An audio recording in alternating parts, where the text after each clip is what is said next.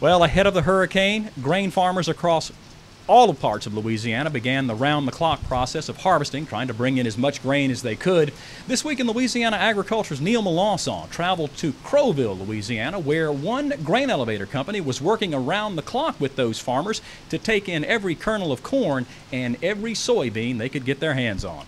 Just like most mountains, this one made of corn here in Crowville, Louisiana, isn't going anywhere anytime soon.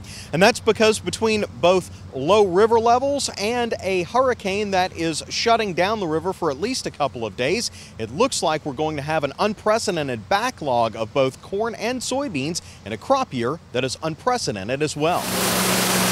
Here at the Raley Brothers grain elevator in Crowville, though, they are operating nearly round the clock to try and bring in this year's harvest ahead of Isaac. Yesterday we bought a little over 415,000 bushels of soybeans as a company. I don't know if we've ever bought more than that, but likely not. It was a very impressive day, but like I told you earlier, guys cut till 2 or 3 in the morning. So we have split our crews up so that they can do that, so that we can operate 24 hours a day until the rain hits. We're going to let guys cut every bushel they possibly can. The issue now becomes what to do with all that grain. Raley says everyone seems to be working together to get it out as quickly as possible, but with 5 million bushels of corn on the ground and soybeans pouring in, a lot of grain is exposed to Isaac's fury. If you get 15 or 20 inches of rain, you're going to have a tremendous amount of mold showing up in the soybeans. You're going to have soybeans that rot in the pod. The biggest problem for us in Louisiana is heat. Heat coupled with moisture equals spoilage in the field, and it just depends on how bad the soybeans are needed, but you could run into a situation where the crop could be rendered worthless. Just like most of the residents in the storm's path, loss of power is a major concern. Electric fans help keep the tarps covering all this grain deflated. The concerns with the weather moving in on the piles of corn we have on the ground would be, you know, if we lose power, you potentially could lose this tarp that's covering the pile. What holds the tarp down is the fans that are pulling air through the pile. If you lose the fans, you lose electrical power.